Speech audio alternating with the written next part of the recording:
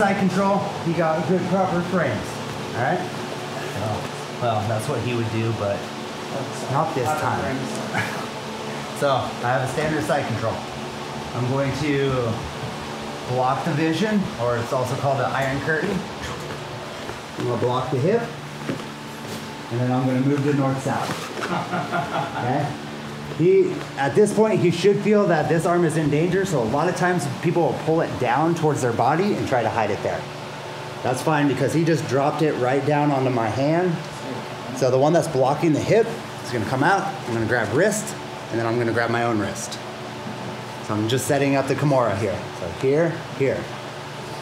All right. So I really want to get him up on his side. For this one, it's ideal as I'm pulling him up on his side is to basically sit on their head. But if you're uncomfortable doing that, you can kind of hover just for this one. But in a live roll, like, you want to make them uncomfortable. You want to really just like, I don't know. You really want to make them uncomfortable. So, so from here, I like this leg to be propped up, but I do press it against the back because if I'm out here, he's just going to go right back down. And I don't have the same power for that Kimura anymore. So when I get him up, I'll bring this here or here. But I tend to go here because that makes me a little more mobile to go for the armbar. But we're not going for the armbar. I have my Kimura grip. Maybe he's a little late on getting his hands together or getting a grip, so I'm just gonna go up, and then I'm gonna pin his elbow to my body, and then I'm gonna start turning like somebody called my name. That's a bad one too. No, it was fine. Oh, it's fine. Yeah. Oh my gosh, no. No, it's totally, it was literally fine. You can tap quick. I should be the Uki. I was just throwing you under the bus. So from here, standard side control, iron curtain. Block the hip, move to north-south, he gets that arm back and drops it down to his body. So I'm already through here. Wrist, or his wrist, my wrist. I do like to use a monkey grip here. It feels stronger. Like when I use the thumb, like it feels weaker. And I'm sure there's some science behind it, but I don't know. It's science. Science. So wrist, my own wrist. Now I'm really gonna posture and pull to the side.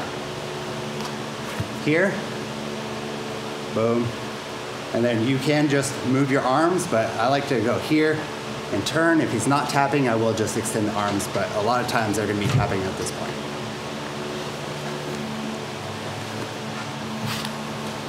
One more time. I'm scaring you. Yes, you're competing tomorrow. I don't care about you otherwise. Not tomorrow, it's Saturday.